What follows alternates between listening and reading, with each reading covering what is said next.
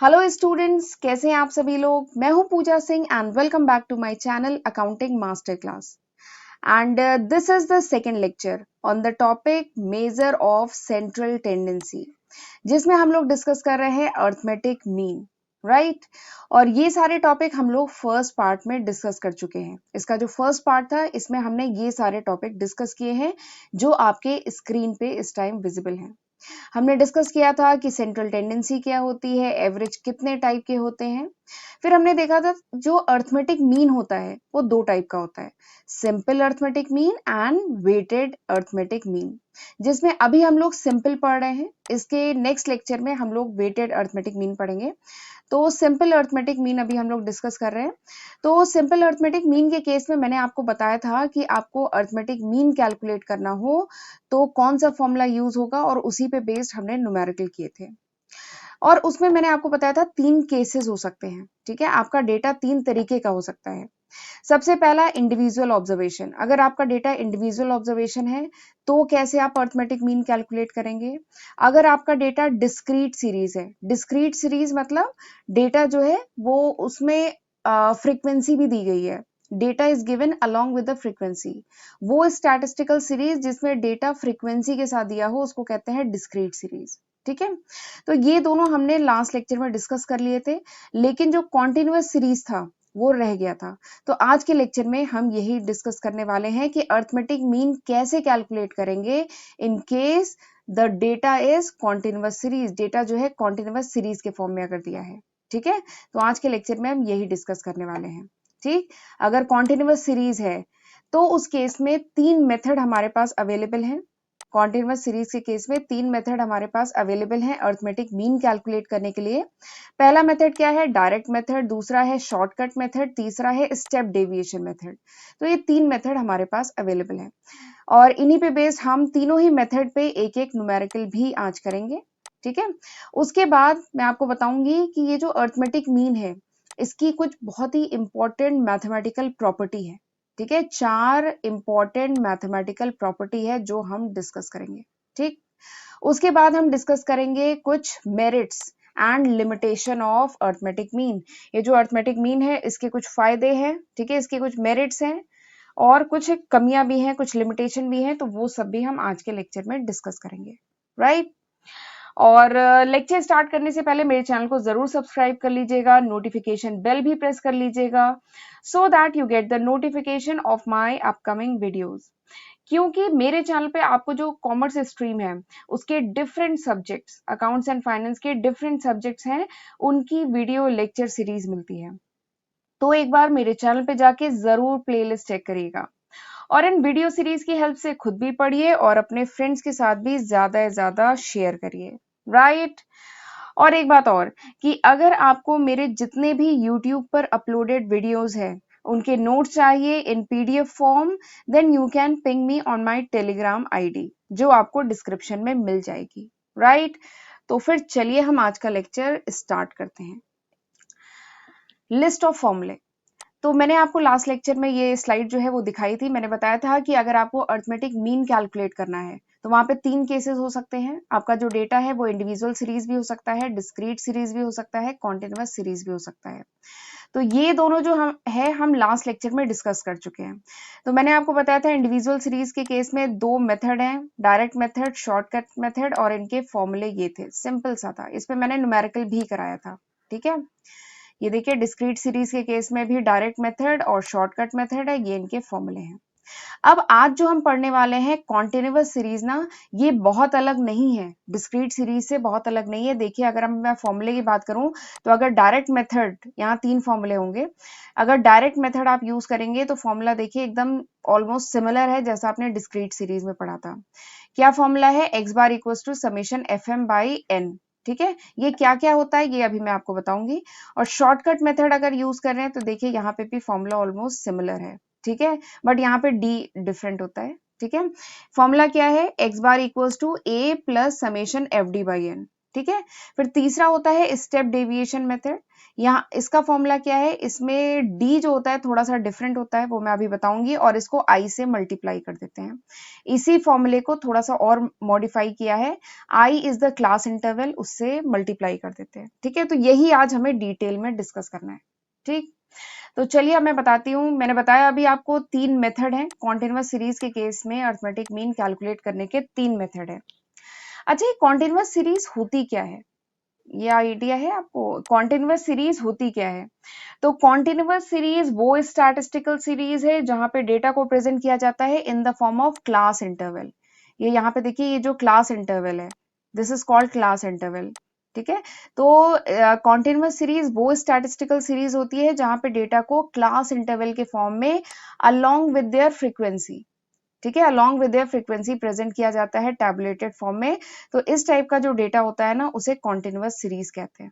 ठीक है, यहाँ पे देखिए जैसे क्लास इंटरवल क्या है, 0 से 10 मार्क्स कितने बच्चे पाए हैं, 5 स्टूडेंट पाए हैं। 10 से लेके 20 मार्क्स कितने स्टूडेंट पाए हैं, 10 स्टूडेंट पाए हैं। 20 से 30 मार्क्स कितने बच्चे पाए हैं, 25 पाए हैं। तो इस टाइप से क्लास इंटरवल के फॉर्म में जब डेटा प्रेजेंट किया जाए अलोंग विद द फ्रीक्वेंसी, तब इसको कहते हैं कॉन्टिन्यूअस सीरीज।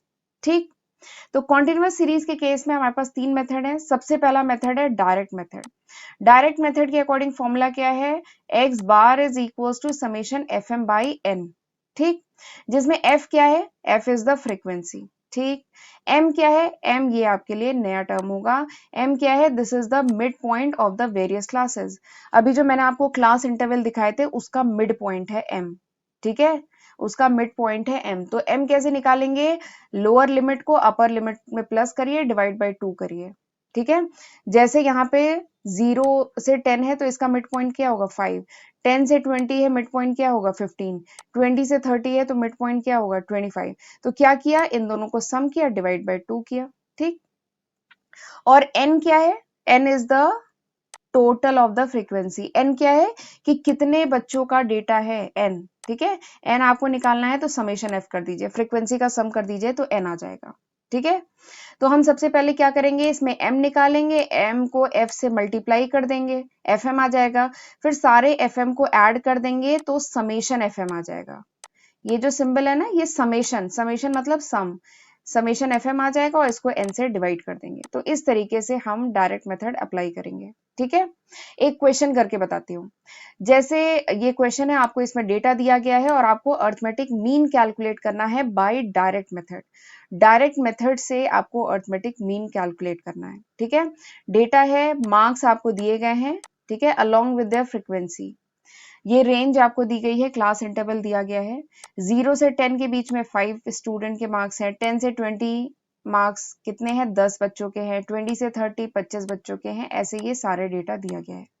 तो आप देखेंगे ये डेटा किस टाइप का है, ये है कॉन्टिन्यूअस सीरीज, क्योंकि यहाँ पे क्लास इंटरवल है अलोंग विद देयर फ्रीक्वेंसी, तो ये कॉन्टिन्यूअस सीरीज है।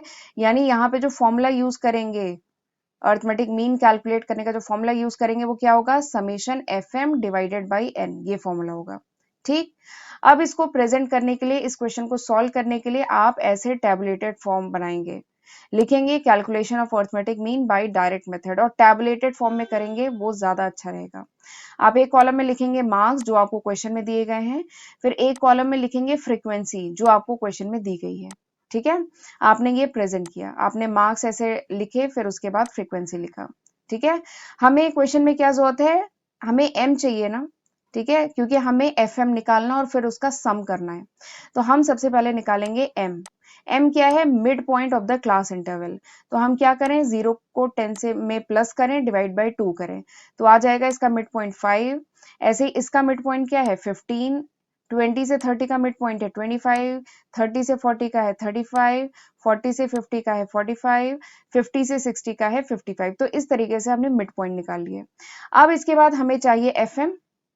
एफ एम चाहिए ना, क्योंकि हमें समेशन एफ एम फॉर्मूले में पुट करना है।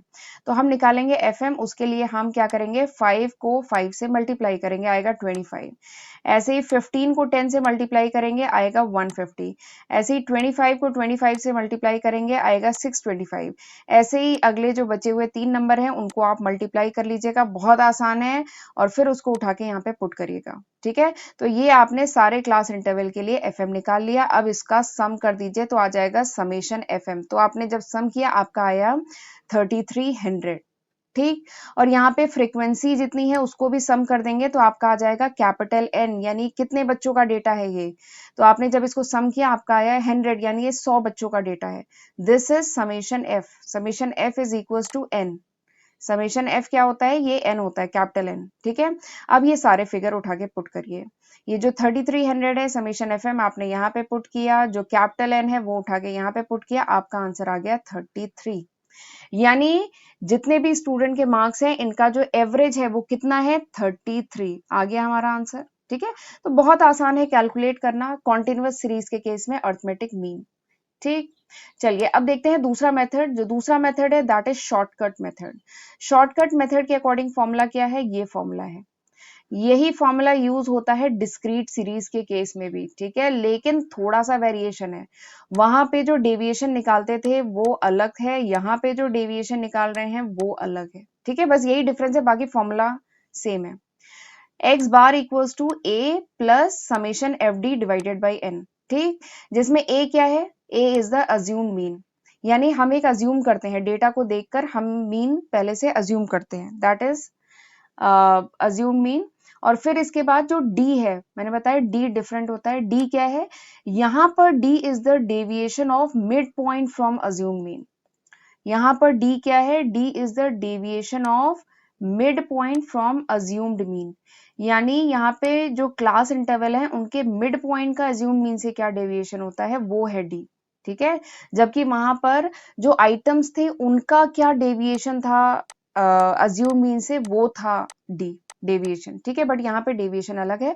और n तो आप जान रहे हैं नंबर ऑफ ऑब्जर्वेशन, वो क्या होता है समेशन f। फ्रीक्वेंसी को सम कर लीजिए, ठीक है।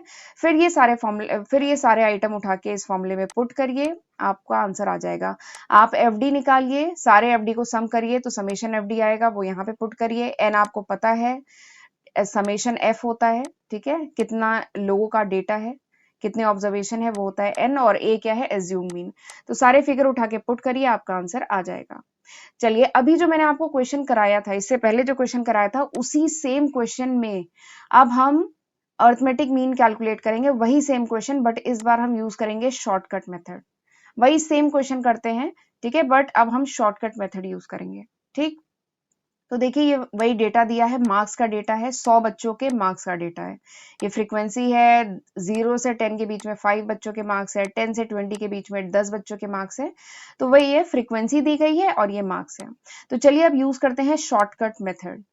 तो सबसे पहला कॉलम मार्क्स का होगा, जो आपको क्वेश्चन में दिया है उसको ऐसे करके रिकॉर्ड कर लीजिए। फिर उसके बाद जो फ्रीक्वेंसी दी गई है क्वेश्चन में एफ, उसको रिकॉर्ड कर लीजिए। कर लिया आपने। अब हमें यहाँ पे एम की भी जरूरत है ना, M is the mid point, हर क्लास इंटरवल का मिड पॉइंट। तो मैंने मिड पॉइंट बताया था, क्या करेंगे, लोअर लिमिट को अपर लिमिट से प्लस करिए, डिवाइड बाई 2। 0 से 10 का मिड पॉइंट 5, 10 से 20 का 15, 20 से 30 का 25, और ऐसे ही बाकी होंगे, ठीक, यहां तक कर लिया। अब दिस इज द फॉर्मूला, ये फॉर्मूला है, ठीक है। इस फॉर्मूले के लिए अब हमें जो जो आइटम चाहिए अब हम उन्हें फाइंड आउट करेंगे। सबसे पहला क्या है, ए मतलब अज्यूम मीन। तो यहाँ पे आप डेटा को देखते हुए, मार्क्स क्या है, 0 से लेकर के 60 तक मार्क्स हैं, तो आप अपने हिसाब से कोई भी मीन अज्यूम कर सकते हैं। तो हमने यहाँ पे 35 मीन अज्यूम किया है, आप कुछ और भी अज्यूम कर सकते हैं, आप 30 भी ले सकते हैं, आप 40 भी ले सकते हैं, मैंने यहाँ पे 35 लिया है, ठीक है। तो अज्यूम मीन लिया 35, उसको उठा के यहाँ पे पुट किया 35, ठीक। उसके बाद आपको निकालना है D. D is the deviation. Deviation क्या है, एम माइनस ए, ठीक है, यानी मिड पॉइंट का कितना डेविएशन है अज्यूम मीन से, ठीक है। तो मिड पॉइंट क्या है, ये है, इसका कितना डेविएशन है 35 से, ठीक है। जो डेविएशन है वो फिर आप यहाँ पे रिकॉर्ड करेंगे। तो पहला अगर क्लास इंटरवल की बात करूं तो मिड पॉइंट है 5, 5 माइनस 35 -30। अच्छा, इसमें एक खास बात है, साइन का ख्याल रखना है। साइन का, जो फिगर निगेटिव में आ रहे हैं उन्हें निगेटिव में रिकॉर्ड करिए, जो पॉजिटिव में आ रहे हैं उन्हें पॉजिटिव में रिकॉर्ड करिए, ठीक है। दूसरा फिगर क्या है, 15 माइनस 35, ठीक है। जो दूसरे इंटरवल है उसमें क्या है, मिड पॉइंट है 15, 15 को 35 में से मल्टीप्लाई किया तो आया -20। अगला क्या है, 25 माइनस 35 तो आया -10। फिर अगला क्या है, 35 माइनस 35 आया 0, ठीक है। ऐसे ही सारे आप डेविएशन निकालेंगे। ये आपने निकाल लिया, तो आपका एफ आ गया, आपका डी आ गया। तो क्या करें, हमें एफ डी चाहिए ना, तो एफ डी आप क्या करेंगे, निकालेंगे कैसे, मल्टीप्लाई करेंगे, एफ के कॉलम को डी के कॉलम में मल्टीप्लाई करेंगे रो वाइज। ठीक है, 5 को -30 से मल्टीप्लाई किया, आया -150। 10 को -20 से मल्टीप्लाई किया, आया -200। 25 को -10 से मल्टीप्लाई किया, आया -250। 30 को 0 से मल्टीप्लाई किया, आया 0। ठीक है, इसमें भी खास ख्याल रखना है, साइन का ख्याल रखना है, प्लस और माइनस साइन का। ठीक है, फिर उसके बाद आप इन सबको ऐड कर दीजिए, keeping sign in mind, sign का ध्यान रखते हुए इन सबको ऐड कर दीजिए, आपका आ जाएगा -200। ठीक है, इसमें आधे आइटम तो साइन से ही कट जाएंगे, ये देखिए ये साइन से ही कट जाएगा, और कैलकुलेशन बहुत इजी हो जाएगा, क्योंकि कुछ आइटम होंगे प्लस में, कुछ आइटम होंगे माइनस में। तो आपने जब इसको कैलकुलेट किया तो आया माइनस, आपने इसको सम किया तो आया -200।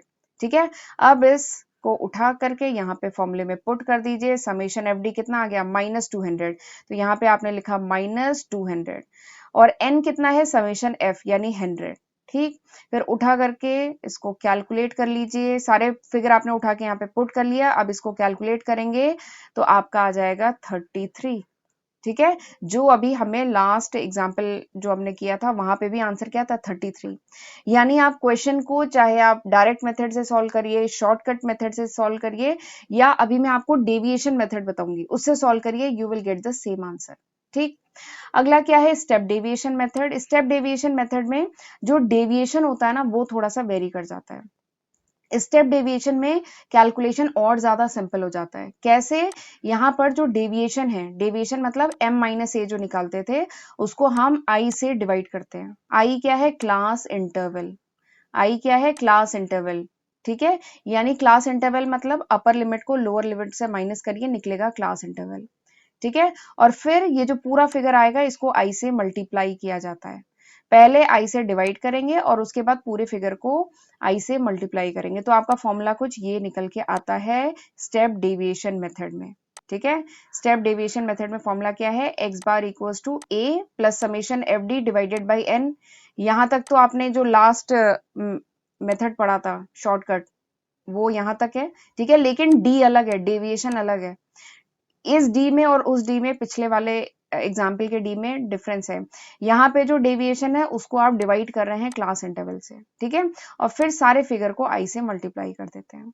तो this is the formula for calculating arithmetic mean in step deviation method. ठीक है, अब चलिए वही जो क्वेश्चन जो हम करते आ रहे हैं उसी क्वेश्चन को अब हम स्टेप डेविएशन मेथड से सॉल्व करते हैं। ठीक है, वही देखिए डेटा आपको दिया गया है।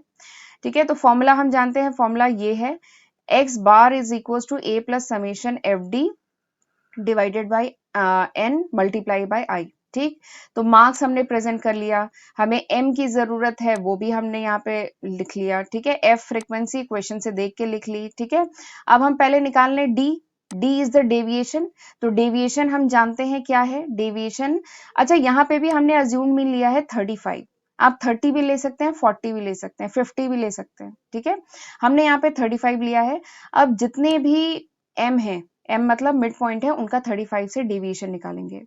तो 5 माइनस 35 तो आया -30, 15 माइनस 35 तो आया -20। तो ऐसे करके सारे डेविएशन निकाल लिए। ठीक है, अब मैंने बताया था स्टेप डेविएशन मेथड में जो डेविएशन है उसको i से डिवाइड करते हैं। i क्या है, क्लास इंटरवल। देखिए 0 से 10, क्लास इंटरवल कितना हुआ, 10। 10 से 20, 20 से 30, 30 से 40, आप देख रहे हैं 10-10 का गैप है, तो क्लास इंटरवल कितना है, 10। ठीक है, तो आपने जो अभी d निकाला था उसको आप डिवाइड करेंगे 10 से। तो ये जितने भी ये d आपने निकाले हैं इनको 10 से डिवाइड कर दीजिए, तो डेटा और ज्यादा सिंप्लीफाई हो जाएगा। तो यहाँ पे आ गया, इसको -30 को आपने डिवाइड किया, आ गया -3, -20 को डिवाइड किया आया -2, -10 को डिवाइड किया आया -1, ऐसे ये सारे फिगर आ गए। ठीक है, तो ये आपका d निकल के आ गया, मॉडिफाइड d। ठीक है, अब अगला पॉइंट क्या है, हमें एफ डी चाहिए ना, समेशन एफ डी। तो अब जरा एफ डी निकालेंगे। एफ डी के लिए क्या करेंगे, ये है आपका डी का कॉलम और ये है आपका एफ का कॉलम, मल्टीप्लाई करिए। 5 मल्टीप्लाई बाई -3, 5 मल्टीप्लाइड बाई -3 तो कितना आ जाएगा, -15। 10 मल्टीप्लाइड बाई -2 तो आ जाएगा -20, 25 मल्टीप्लाइड बाई -1 आ गया -25। तो ऐसे करके आपने सारे एफडी निकाले, फिर उनका सम कर दिया, समेशन एफडी निकाला तो आ गया -20। ठीक, फिर उसके बाद आपने उठा के पुट किया, ये एज्यूम मीन था 35, समेशन एफडी कितना आया -20, एन कितना है, एन मैंने बताया था समेशन एफ होता है, ये एन कितने बच्चों का डेटा है, 100 बच्चों का डेटा है, तो 100 और इसको क्लास इंटरवल से मल्टीप्लाई किया 10 से, ठीक है। फिर आपने सारे आइटम को कैलकुलेट किया, देन आपका आंसर आ गया 33। तो आपने देखा तीनों मेथड यूज करिए, आंसर सेम आएगा, सेम अगर आपका डेटा है तो, ठीक है। तो this was the step deviation method. I hope आपको अच्छे से समझ में आ गया होगा कॉन्टिन्यूअस सीरीज के केस में अर्थमेटिक मीन कैलकुलेट करने के जो तीनों मेथड हैं, ठीक। चलिए, तो ये जो डायरेक्ट मेथड था, आपने नोटिस किया ये जो डायरेक्ट मेथड था इसका फॉर्मूला तो बहुत सिंपल था, लेकिन उसमें कैलकुलेशन बहुत ज्यादा था। और ये जो स्टेप डेविएशन मेथड था इसका फॉर्मूला थोड़ा सा ध्यान रखने की जरूरत है, ठीक है। फॉर्मूला थोड़ा सा था कि a plus summation F D divided by N multiplied by I, ऐसे करके था फॉर्मूला, ये फॉर्मूला था, ठीक है। तो फॉर्मूला थोड़ा सा मतलब कह लीजिए लंबा था, लेकिन इसमें कैलकुलेशन बहुत कम था, मिनिमम कैलकुलेशन था, ठीक है। तो ये दोनों मेथड में डिफरेंस है कि डायरेक्ट मेथड का फॉर्मूला तो इजी है लेकिन कैलकुलेशन बहुत ज्यादा है, और स्टेप डेविएशन का फॉर्मूला थोड़ा सा टिपिकल है लेकिन कैलकुलेशन बहुत आसान है, बहुत कम कैलकुलेशन करना है, ठीक है। चलिए, अब मैं कह रही थी कि मैं अब आपको 4 इंपॉर्टेंट प्रॉपर्टी बताऊंगी, अर्थमेटिक मीन जो है उसकी 4 बहुत ही यूजफुल इंपॉर्टेंट प्रॉपर्टीज है, वो अब हम डिस्कस करेंगे। सबसे पहली प्रॉपर्टी अर्थमेटिक मीन की सबसे पहली प्रॉपर्टी क्या है कि sum of the deviation of the item from its arithmetic mean taking sign into account is always zero. यानी सपोज करिए आपको डेटा दिया गया है, एक बार वीडियो पॉज करके खुद भी इसे पढ़ लीजिए कि जितने भी आइटम है अगर उनका हम डेविएशन निकाले फ्रॉम द अर्थमेटिक मीन और उनको सम करें तो वो हमेशा क्या आएगा, जीरो आएगा, ठीक है। जैसे एग्जाम्पल के साथ बता रही हूँ, जैसे सपोज करिए आपको डेटा दिया गया है, इसका एवरेज निकालिए 10, 20, 30, 40, 50, इसका सम करेंगे तो आएगा 150, इसको 5 से डिवाइड कर लीजिए तो आ जाएगा एवरेज कितना 30, ठीक है। तो ये प्रॉपर्टी क्या कह रही है कि अगर इन आइटम्स का डेविएशन निकाले फ्रॉम इट्स मीन और उसको सम करें तो उसका सम क्या आएगा, जीरो आएगा, ठीक है। तो अगर इन आइटम का डेविएशन निकालें, ये जो आइटम है एक्स, जो आइटम है इनका डेविएशन निकालें 30 से, 30 क्या है, मीन है, तो अगर मैं करूं 10 माइनस 30 तो आएगा -20, ठीक है। अगर मैं करूं 20 माइनस 30 तो आएगा -10, ठीक है। ऐसे ही 30 माइनस 30 जीरो आएगा, 40 माइनस 30 10 आएगा, 50 माइनस 30 20 आएगा। तो जब मैंने इन आइटम्स का, ये जो सीरीज में जो आइटम दिए गए हैं इनका अगर डेविएशन निकाला मीन से और फिर इनका सम किया तो this will always be zero, ये हमेशा जीरो आएगा। This is the first property, ठीक है। फर्स्ट प्रॉपर्टी क्या कह रही है, फर्स्ट प्रॉपर्टी कह रही है कि summation x minus x bar is always zero. यानी जो एलिमेंट्स हैं उनका अगर उनके मीन से, जो सीरीज है, सीरीज ऑफ डेटा है, उसका अगर उसके मीन से डेविएशन निकालें, उसको सम करें तो वो हमेशा जीरो आता है। This is the first property, ठीक है। दूसरी प्रॉपर्टी क्या है, दूसरी प्रॉपर्टी बहुत इंपॉर्टेंट है जो आगे चल के मैं रिग्रेशन जब पढ़ाऊंगी, रिग्रेशन एनालिसिस, वहां पे प्रॉपर्टी यूज होगी। ये भी बहुत इंपॉर्टेंट प्रॉपर्टी है। ये प्रॉपर्टी क्या कहती है कि sum of the square deviation of the item from arithmetic mean is minimum. यानी जितने भी आइटम है सीरीज का, उनका अगर जब हम डेविएशन निकालते हैं मीन से और उसका स्क्वायर करते हैं तो उसका जो सम आता है दैट वुड बी मिनिमम, वो मिनिमम होगा, ठीक है। जैसे एग्जाम्पल के साथ बताती हूँ, ये सीरीज है, ठीक है, ये डेटा आपको दिया गया है 2, 3, 4, 5, 6, ठीक है। और इसका एवरेज ले लीजिए जरा, तो आप इनको सम करेंगे आएगा 20, 20 को 5 से डिवाइड करेंगे 4 आ गया एवरेज, ठीक है। तो अगर इन आइटम का डेविएशन निकालते हैं आप मीन से, यानी 4 से डेविएशन निकालते हैं, यानी 2 minus 4 -2, 3 minus 4 -1, 4 minus 4 0, 5 minus 1 5 minus 4 1, ठीक है। ऐसी आपने डेविएशन निकाल लिया। फिर आप इस डेविएशन को जब स्क्वायर करते हैं, ठीक है, ये जो डेविएशन आपने निकाला है -2, इसका स्क्वायर किया 4, -1 स्क्वायर किया 1, ठीक है। ये जब आपने स्क्वायर करके, ये जो डेविएशन आया था इसका जब स्क्वायर कर दिया और स्क्वायर का जब सम आप निकालेंगे तो आएगा 10, ठीक है। लेकिन अगर इस मीन की जगह आपने कोई भी दूसरा नंबर रखा, ठीक है, यहाँ पे तो 4 तो इसका मीन है, मीन से डेविएशन निकाला और उसका स्क्वायर किया और उसको सम किया तो आया 10। लेकिन अगर इसकी जगह कोई भी दूसरा नंबर रखेंगे ना, सेम सीरीज है, इसमें 4 की जगह आपने कोई भी दूसरा नंबर लिया, आपने 3 ले लिया या 5 ले लिया और उसका डेविएशन निकाला, डेविएशन को स्क्वायर किया और फिर उसका जब आप सम निकालेंगे ना, तो वो हमेशा ज्यादा आएगा। ठीक है, आप इसको ट्राई कर लीजिएगा। जैसे यहाँ पे मैं आपको 3 से करके दिखा रही हूँ, आपने जब 3 से डेविएशन निकाला आइटम का और उसका स्क्वायर किया और फिर जब सम किया तो आंसर आया 15। ठीक है, और यहाँ पे आंसर कितना आया था 10। और ऐसे ही चाहे आप 5 लेके कर लीजिए, 6 लेके कर लीजिए, आप देखेंगे हर केस में आंसर यहाँ पे जो डेविएशन का स्क्वायर का जो सम होगा वो हमेशा ज्यादा आएगा। ठीक है, तो this is the second property of the arithmetic mean. ठीक, तीसरी प्रॉपर्टी, जो तीसरी प्रॉपर्टी है अर्थमेटिक मीन की, वो ये है। देखिए, अर्थमेटिक मीन का फॉर्मूला क्या है, X bar equals to summation X divided by N, this is the formula. ठीक है, अब जरा आप एन को इधर ले जाइए। ठीक है, एन को इधर ले गए तो फॉर्मूला क्या बन गया, N X bar equals to summation X, ये बन गया N X bar equals to summation X. यही है तीसरी प्रॉपर्टी, इसी को लैंग्वेज के फॉर्म में बता रही हूँ। ये कह रहा है कि अगर आप रिप्लेस कर दे each item in the series by mean, हर एक आइटम जो सीरीज है उनको उनके मीन से अगर रिप्लेस कर दें तो जो सम आएगा उसके सब्स्टिट्यूट का, वो किस सम के बराबर होगा, वो होगा sum of the individual item, जो पहले सम था इंडिविजुअल आइटम का उसके बराबर होगा। ठीक है, जैसे एग्जाम्पल के लिए एग्जाम्पल से बताती हूँ, ये सीरीज है। ठीक है, ये सीरीज है 10 20 30 40 50, आपने इसका सम किया कितना आया 150। ठीक, इसका जरा एवरेज ले लीजिए, तो इसको 5 से डिवाइड कर देंगे तो एवरेज आ जाएगा 30।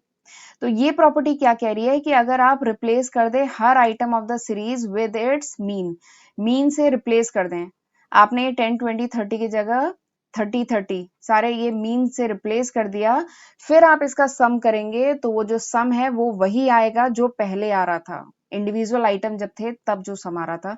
तो आप इनको अगर मीन से रिप्लेस कर देंगे तो देखिए यहाँ पे भी सम कितना आ रहा है 150 आ रहा है। तो यही है प्रॉपर्टी कि इफ वी रिप्लेस, देखिए लिखा है ना, if we replace each item in the series by mean then the sum would be same, sum क्या होगा, sum of substitute will be equal to the sum of individual item. ठीक, तो this is the third property. Fourth property क्या है, ये भी बहुत interesting property है। ये सपोज करिए हमें दो ग्रुप ऑफ डेटा दिया गया है और दोनों ग्रुप ऑफ डेटा का हमें अर्थमेटिक मीन प्रोवाइड किया गया है और नंबर ऑफ आइटम कितने हैं वो दिया गया है। Then we can compute the combined average of these two group, ये जो दो ग्रुप हैं इनका कंबाइंड एवरेज हम पता कर सकते हैं।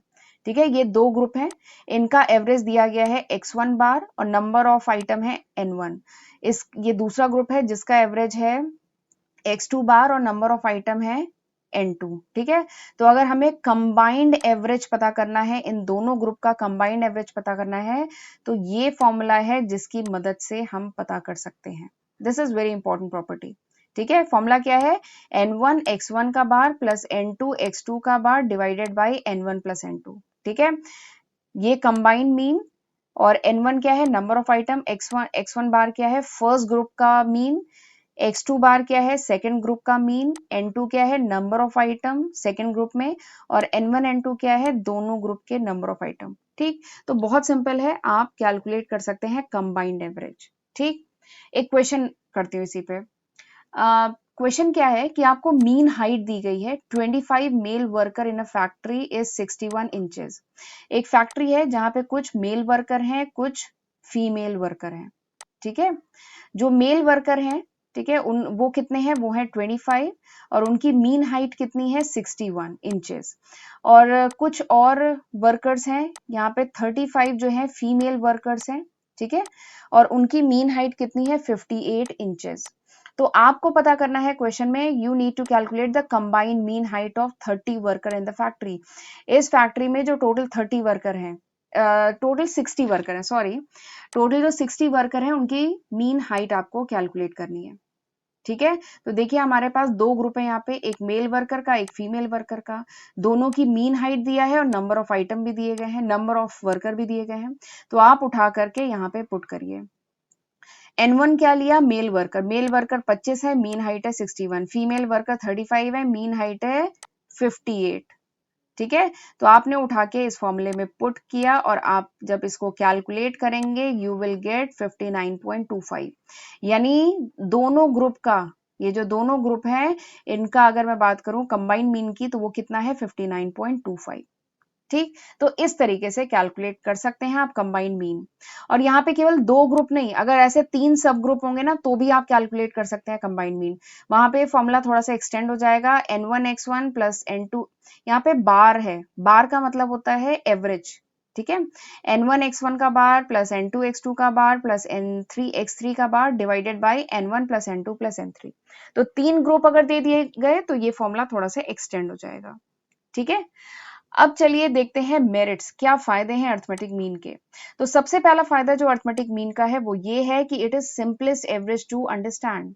ये अर्थमेटिक मीन बहुत ही सिंपल एवरेज है to understand and very easy to compute. इसको कैलकुलेट करना भी बहुत आसान है, आपको मैंने कैलकुलेशन करके दिखाया, बहुत आसान कैलकुलेशन इसके होते हैं। This is the first merit. दूसरा इसका बेनिफिट ये है कि ये जो अर्थमेटिक मीन है this is affected by each item in the series. Series के जितने भी आइटम हैं उनसे अर्थमेटिक मीन की वैल्यू इफेक्ट होती है, तो ये अच्छी बात है। ठीक है, तो this is the second merit. तीसरा इसका फायदा क्या है, तीसरा फायदा है कि जो अर्थमेटिक मीन कैलकुलेट करने का जो फॉर्मूला है ना that is rigid mathematical formula. ये एक फिक्स मैथमेटिकल फॉर्मूला है, तो इससे क्या होगा कि भले डिफरेंट लोग एवरेज निकालें, ठीक है, लेकिन answer would be same, answer same आएगा। ठीक है, क्योंकि यहाँ पे एक fixed rigid mathematical formula use होता है अर्थमेटिक मीन को कैलकुलेट करने का। ठीक है, तो this is the third merit. चौथी इसकी मेरिट क्या है, इट इज रिलेटिवली रिलायबल। ये जो है रिलायबल मेथड है। रिलायबल किस सेंस में कि सपोज करिए जो पॉपुलेशन है उससे आपने सैंपल ड्रॉ किया, ठीक है, और फिर एवरेज निकाला, फिर दूसरी बार आपने एक दूसरा सेट ऑफ सैंपल निकाला और फिर एवरेज निकाला, फिर तीसरी बार में आपने उस पॉपुलेशन से तीसरा सैंपल निकाला और फिर आपने मीन निकाला। तो आप नोटिस करेंगे कि हर बार arithmetic mean would be almost similar, वो सिमिलर ही आएंगे। तो this method is relatively reliable. ये जो मेथड है ना अर्थमेटिक मीन का, ये काफी रिलायबल मेथड है। ठीक, इसका पांचवा फायदा क्या है, पांचवा मेरिट क्या है कि this is a calculated value. ये जो अर्थमेटिक मीन है ये कैलकुलेटेड वैल्यू है। ये सीरीज में वो आइटम किस पोजीशन पे है इस पे बेस्ड नहीं है। It is not based on position, ये पोजीशन पे बेस्ड नहीं आइटम है। ठीक है, आगे चल के हम मीडियन पढ़ेंगे, मीडियन पोजिशनल वैल्यू होती है। ठीक है, जबकि ये जो मीन है दिस इज कैलकुलेटेड वैल्यू, ये कैलकुलेटेड वैल्यू होती है, ये पोजीशन पे बेस्ड नहीं होती है। तो this is the fifth benefit of arithmetic mean. तो ये थे 5 बेनिफिट अर्थमेटिक मीन के। इसके इसमें 2 कमियां भी हैं, ये जो अर्थमेटिक मीन है इसमें 2 कमियां भी हैं, तो जल्दी से देख लेते हैं क्या लिमिटेशन है। सबसे पहली लिमिटेशन क्या है अर्थमेटिक मीन की, कि इसकी जो वैल्यू होती है, ये जो मीन की वैल्यू होती है this is affected by each and every item of the series. क्योंकि अर्थमेटिक मीन की जो वैल्यू होती है हर एक आइटम से इफेक्ट होती है, तो इसका असर ये पड़ता है कि जो एक्सट्रीम वैल्यूज होती हैं, जो एक्सट्रीम आइटम होते हैं, एक्सट्रीम आइटम मतलब बहुत स्मॉल या बहुत लार्ज आइटम होते हैं ना, वो पूरे एवरेज को बिगाड़ के रख देते हैं, वो अनड्यूली इफेक्ट करते हैं वैल्यू ऑफ एवरेज को। ठीक है, ये बात समझ आई, जो एक्सट्रीम वैल्यूज होती हैं वो अनड्यूली इफेक्ट करती हैं एवरेज को। जैसे एग्जांपल के लिए बता रहे हैं कि सपोज करिए 4 स्टूडेंट्स के मार्क्स हैं 60, 70, 80 और 10। 60, 70, 80 तो बहुत अच्छे नंबर है, इनका एवरेज निकालेंगे तो आ जाएगा 70, लेकिन एक स्टूडेंट पा गया 10, तो ये क्या है, ये एक्सट्रीम वैल्यू है, ये बहुत कम वैल्यू है, जिससे क्या हुआ, पूरा एवरेज इंपैक्ट हो गया और एवरेज आप इसका कैलकुलेट करेंगे तो आएगा 55। तो यहाँ पे जो एक्सट्रीम वैल्यू थी 10, इसने पूरे एवरेज को रिड्यूस कर दिया। ठीक है, अनड्यूली इफेक्ट कर दिया, तो this is the first limitation. दूसरी लिमिटेशन क्या है कि open ended class interval, open ended class जो अगर आपका डेटा जो है वो अगर ओपन एंडेड क्लास के फॉर्म में रिप्रेजेंट किया गया है, तो उस केस में आपको वैल्यू ऑफ मीन अगर निकालना है then you have to make the assumption, आपको अजम्पशन लेना पड़ेगा regarding the size of the class interval. बिना अजम्पशन लिए आप मीन नहीं निकाल पाएंगे अगर आपका डेटा ओपन एंडेड क्लास के फॉर्म में प्रेजेंट किया गया है। ठीक है, तो this is the second limitation. ठीक है, तो ये थी 2 लिमिटेशन सिंपल अर्थमेटिक मीन की। अगले लेक्चर में हम वेटेड अर्थमेटिक मीन डिस्कस करेंगे। ठीक है, तो this was all about this lecture, ये था पूरा आज के लेक्चर का कंटेंट। आई होप आज जो मैंने पढ़ाया है वो आपको अच्छे से समझ में आया होगा। अगर ये वीडियो अच्छा लगा, कॉन्सेप्ट समझ में आया, ठीक है, तो इस लेक्चर को लाइक करना मत भूलिएगा और अपने फ्रेंड्स के साथ भी ज़रूर शेयर करिएगा। ठीक है? तो चलिए फिर मिलते हैं अगले लेक्चर में, तब तक अपना ध्यान रखिएगा। God bless you.